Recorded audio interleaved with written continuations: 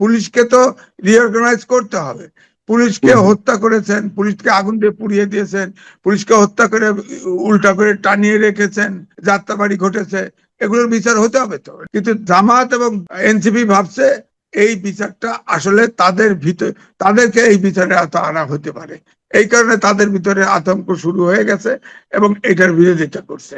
যুক্তরাষ্ট্র, আপনি জানেন তো, এই বর্তমান প্রধানমন্ত্রীকে আপনার কংগ্রেচুলেট করতে একটা স্টেটমেন্ট করছিল, সেখানে কিন্তু বলছে যে তারা বলছে যে তাদের সাথে আপনার যত চুক্তি টুক্তি এগুলো বাস্তবায়ন করতে হবে এবং আরো কিছু শর্ত দিচ্ছে।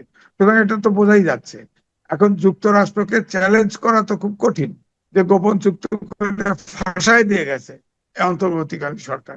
সুতরাং আমার কথা, তাদের শাস্তি করতে হবে। গোপন চুক্তি করেছে, আপনার এই চুক্তিটা বাতিল করতে হবে।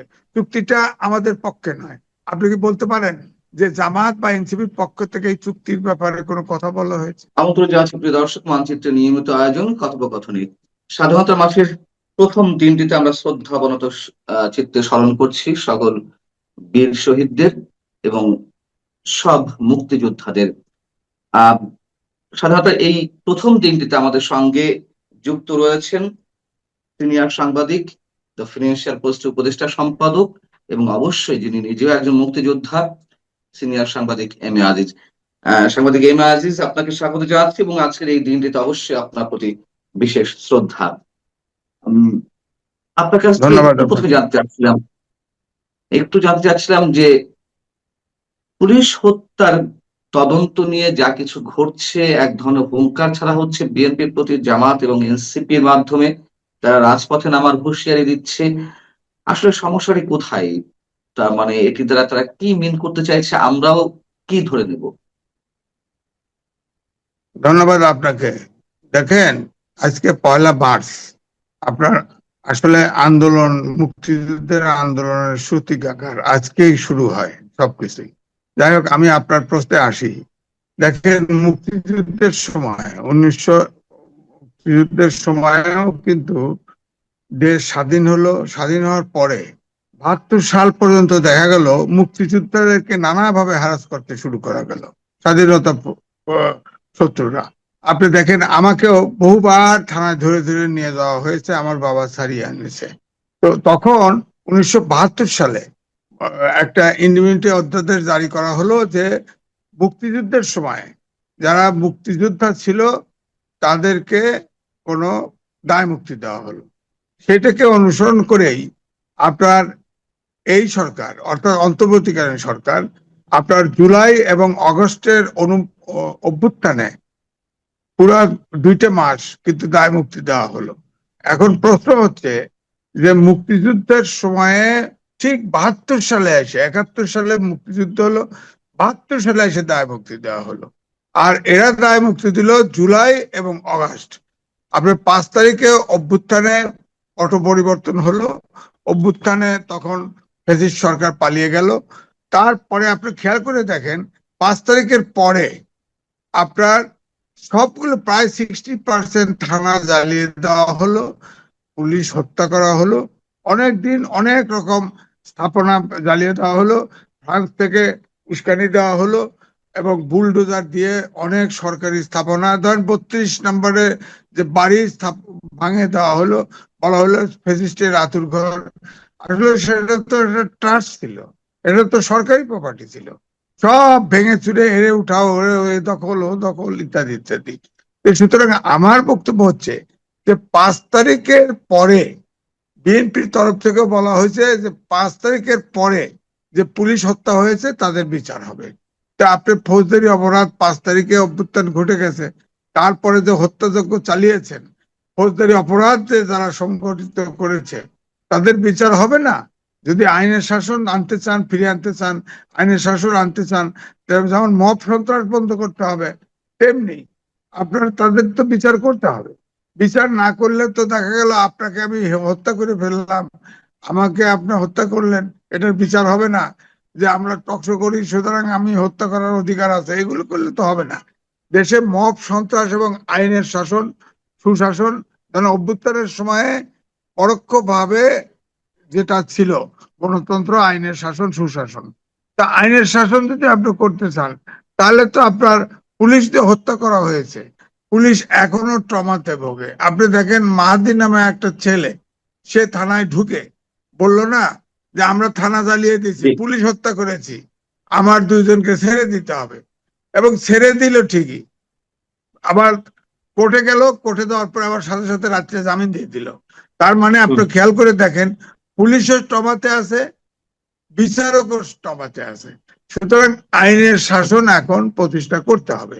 আগের থেকে শুরু করে সব হত্যার যেমন বিচার করতে হবে, তেমনি এখনো যদি এরকম কোথাও মব সন্ত্রাস হয়, কোথাও যদি কাউকে হত্যা করা হয়, এটার অবশ্যই বিচার করতে হবে এবং কঠোরভাবে বিচার জি। করতে হবে। আমি জানতে চাইছিলাম যে কেন পুলিশ হত্যার বিষয়ে আমরা, আপনি একটু ৭১ উদাহরণ দিচ্ছিলেন, কিন্তু ৭১-এর সঙ্গে আমাদেরকে তুলনা করতে হবে কেন ২৪শে আন্দোলনকে? ২৪শে আন্দোলনের গুরুত্ব রয়েছে, সব ঠিক আছে, কিন্তু আমরা কি কোনো অবস্থাতে ৭১-এর সঙ্গে তুলনা করতে পারি?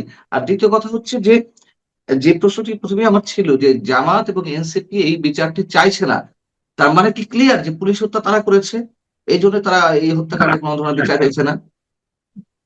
বিষয়টা হচ্ছে, যারা মুক্তিযুদ্ধ দেখে নাই, যার বাবা দেখে নাই, যার দাদা দেখে নাই, তারা মুক্তিযুদ্ধ সম্পর্কে ধারণা করতে পারবে না। মুক্তিযুদ্ধের সাথে এই দেশের কোনো আন্দোলন তুলনাযোগ্য না।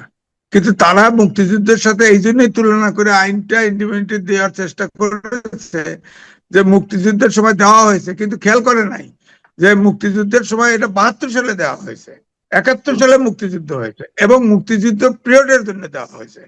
এখন আপনি এখনো পুলিশ মারবেন, এই যে আমি উদাহরণ দিলাম মাহাদি নামের ছেলেটা যা করলো। জি এখন জি তাদের জামাত এবং এনসিপি, এনসিপি তো এটা ঠিক অভ্যুত্থানের অগ্রভাগে ছিল এবং ওই সময় যারা আন্দোলনে ছিল তারাই তো আপনার পুলিশকে হত্যা করেছে।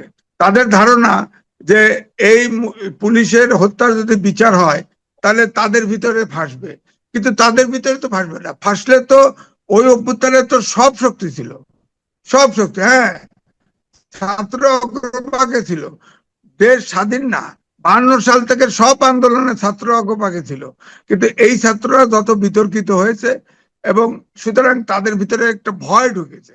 যেমন এনসিপি গোটা আপনার জামাতের সাথে যোগদান করেছে, এখন জামাতের ভয়েস এবং এনসিপির ভয়েস এক।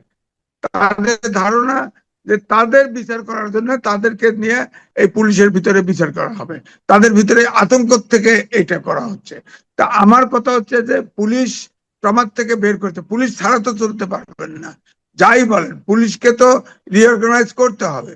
পুলিশকে হত্যা করেছেন, পুলিশকে আগুন দিয়ে পুড়িয়ে দিয়েছেন, পুলিশকে হত্যা করে উল্টা করে টানিয়ে রেখেছেন, যাত্রাবাড়ি ঘটেছে, এগুলোর বিচার হতে হবে। তো এটা তো অভ্যুত্থানের পরে তো ঘটনা, বলা তো হয় নাই যে অভ্যুত্থানের সময় ৫ তারিখে যা ঘটেছে তা করতে হবে না। ৫ তারিখের বলা হয় না, বলা হয়েছে ৫ তারিখের পরে যে পুলিশ হত্যা হয়েছে তাদের বিচার।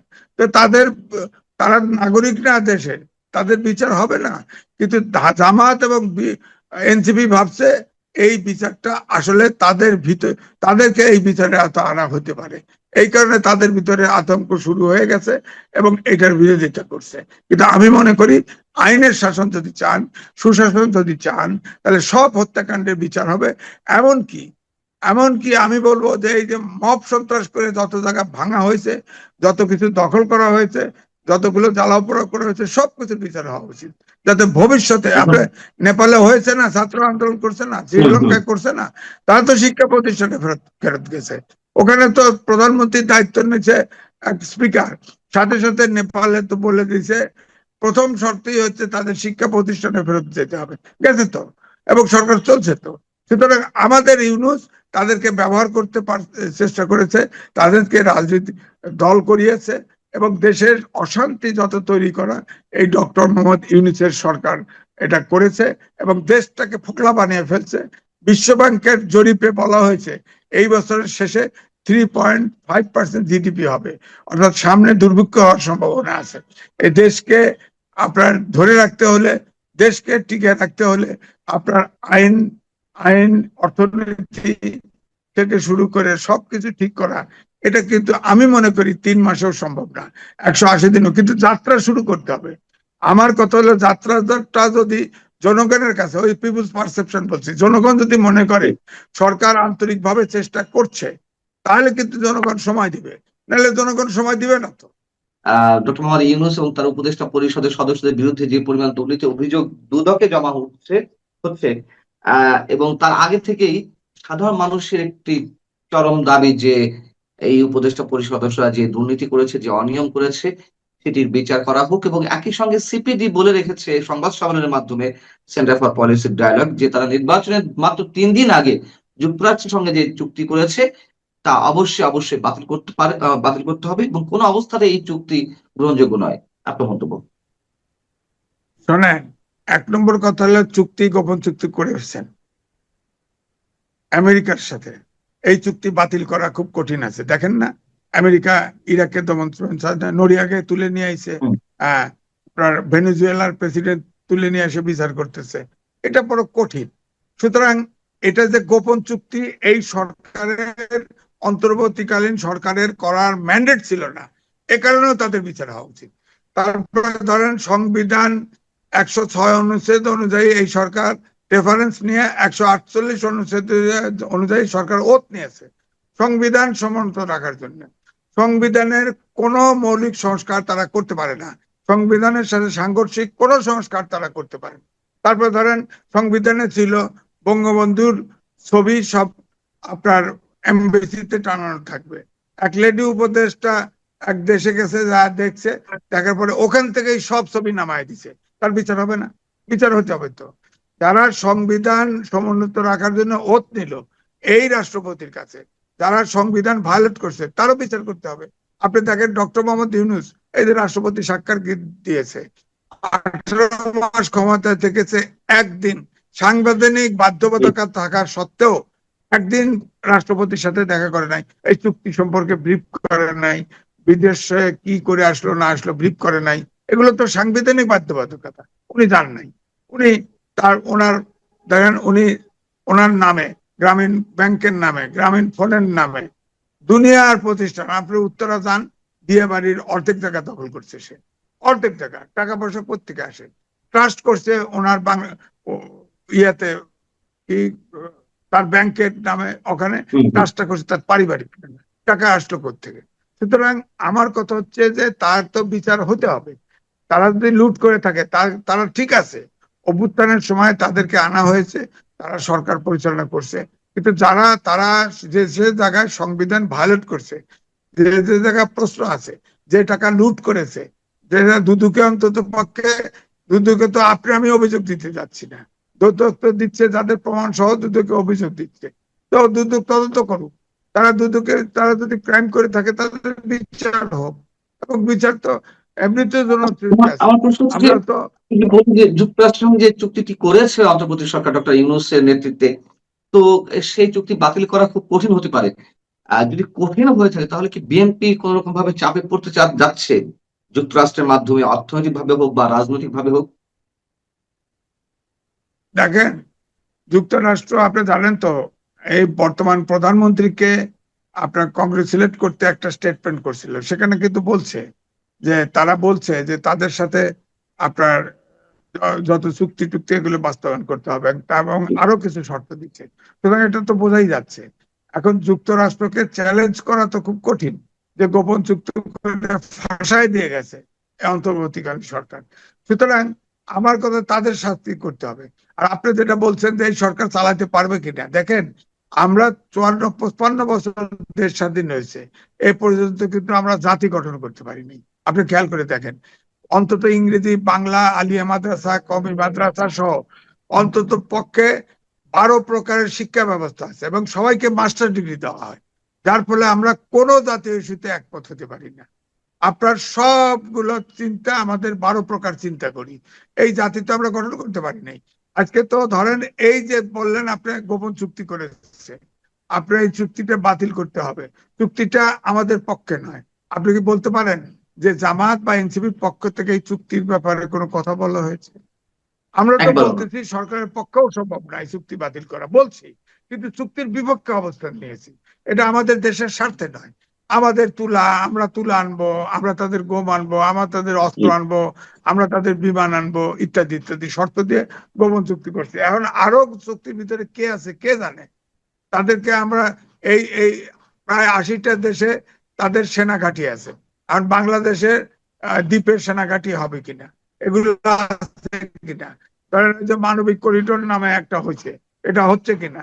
আপনার ধরেন এই যে আহ, ইয়া, আমাদের পোর্টের একটা দিয়ে দেওয়া হয়েছে, এগুলো আর কি কি দেওয়া হয়েছে আমরা তো জানি না। সুতরাং অন্তত পক্ষে এই সরকার যে চুক্তিটা হয়েছে, চুক্তিটা খোলসা করা এবং নতুন করে নেগোশিয়েট করা, এবং নেগোশিয়েট না করলে এই যে ফরেন মিনিস্টার বানানো হয়েছে, তিনি তো এগুলোর ভিতরে ছিল, তার দায়িত্ব ছিল না নিরাপত্তা খলিলুর রহমান।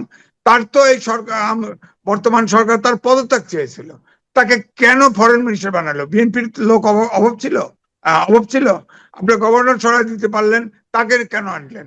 এটা তো জনগণের ভিতরে পারসেপশন খারাপ যে এই লোককে কেন ফরেন মিনিস্টার বানানো হলো। আর কারণটা কি? তার ভিতরে তো অভিযোগ আছে সে বিদেশি নাগরিক, তাকে কেন ফরেন মিনিস্টার বানানো হলো? এবং তাকে সে ইউনিসের লোক ছিল, ইউনিসেন তাকে নিরাপত্তা উপদেষ্টা বানিয়েছিল। তাকে বলো যে এই চুক্তি খোলসা করা হোক এবং সরকারের ভিতরে তাকে বলা হোক যে এটা নিগোশিয়েট করা হোক বাতিলের জন্য, না হলে এটা ওপেন করা হোক। অন্তত আমাদের কোন জায়গায় এই সরকার বন্দি করে রেখে গেছে আমরা এটা জানতে চাই। নাহলে আমেরিকাকে হ্যান্ডেল করা বাংলাদেশ সরকারের পক্ষে আসলেই কঠিন। আপনি দেখেন ইসরায়েল বলেন, হ্যাঁ, এই জন্য এটা কঠিন। যতই বলেন এটা কঠিন, এটা ইচ্ছে করলে ফু দিয়ে এটা করা সম্ভব না। এটা আমাদেরকে চালাতে হবে এবং কর ইস্যু জড়িত, এটা নেগোসিয়েট করে এমন একটা জায়গায় নিতে হবে উইন উইন সিচুয়েশন যাতে হয়। আমাদের তো এখন 39% কর, বলেন 40% কর, আবার তুলা আনতে হবে সেখান থেকে, বিমান কিনতে হবে তাদের ওখান থেকে, এগুলো তো জানা মতো হয়ে গেছে। আপনার তুলা এগুলো সব যদি ওখান থেকেই নিয়ে আসেন, যে বেনিফিট যে ট্যাক্স দিবেন আপনি, তার সিংহভাগ যদি ওখানে আমেরিকা থেকে ইম্পোর্ট করে আনতে হয়, তাহলে আমাদের তো গার্মেন্টস ইন্ডাস্ট্রি ধস নেমে যাবে। হ্যাঁ, আমাদের একমাত্র সবচাইতে এক্সপোর্ট আইটেম হচ্ছে গার্মেন্টস তো ধ্বংস হয়ে যাবে। সুতরাং এটা তো নেগোসিয়েট করতেই হবে। আমি চুক্তি বাতিল হোক না হোক, কিন্তু একটা ব্যবসায়িক উইন উইন সিচুয়েশনে তো নিতে হবে নিঃসন্দেহে। দেখা যাক বিএনপি কতটা চ্যালেঞ্জের মানে ফয়সলা তারা করতে পারে, কতটা সামনে এগোতে পারে, নিশ্চয়ই আমাদের সে অপেক্ষাটি